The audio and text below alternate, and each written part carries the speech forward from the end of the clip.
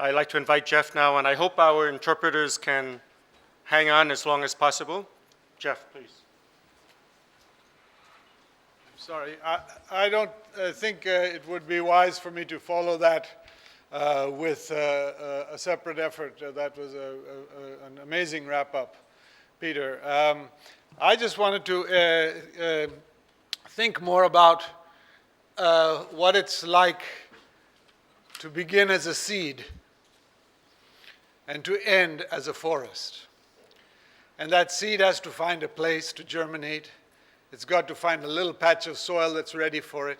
Needs some water, needs a bit of light, needs a lot of luck, doesn't want to be stepped on by a deer or a hippo or an elephant. And as soon as it starts growing, it sends out its roots underneath. And guess what? They start to feel other roots. They vibrate.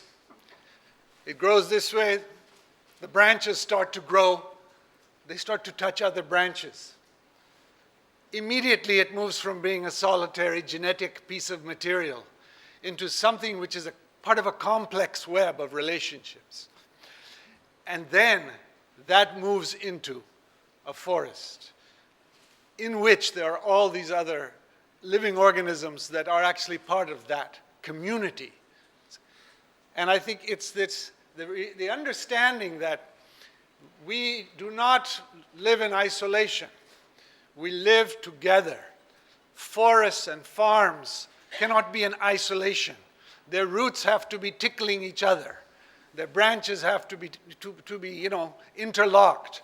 And I see tremendous potential from what I heard today for us to take this to scale in a big way.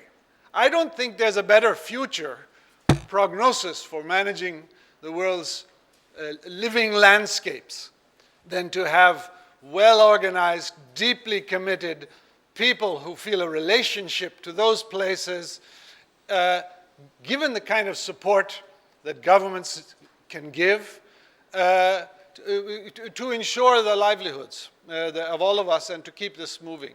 We have governments are moving back. There's an idea to hand everything over to private sector, but there's many different ways to define the private sector. We need to move away from a solitary vision of it as one big, huge conglomerate in an industrialized mega monopoly, monoculture. That's one model. Maybe 25%, I don't know what the appropriate amount is. But I don't think it's the main model, not given the sustainable needs we have for agriculture, for energy, for efficiency. We have to promote a model which is distributive, which is community-based, which is sharing. And I think that we saw that this has already started.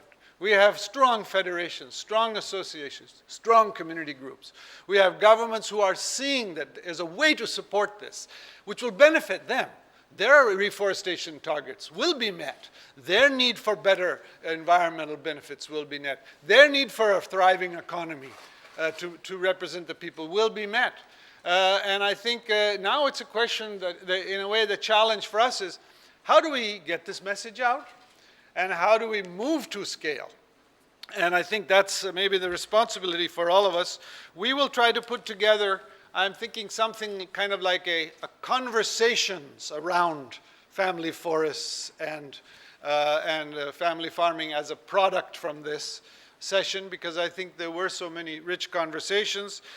We have a plan, sort of a long-term plan to now move towards the World Forestry Congress and scale up there, maybe really get a lot of forest and farm producers there, try to penetrate the program in every possible way that we can to get this message out.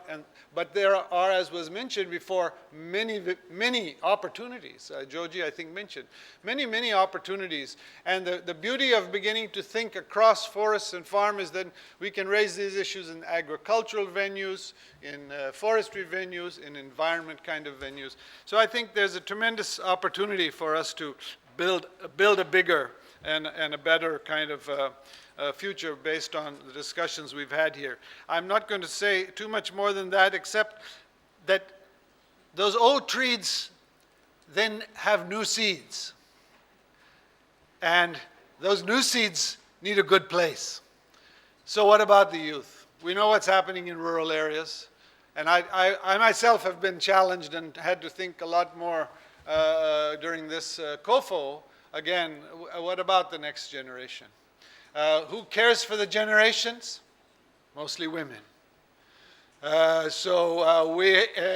have a perspective which is absolutely critical in this, and we need to be thinking about economic and cultural and social rural living, which attracts youth, which has places for them. Their new skills, their new energy, their new abilities, and these producer organizations allow a whole range of new skills to come into play, and they're needed.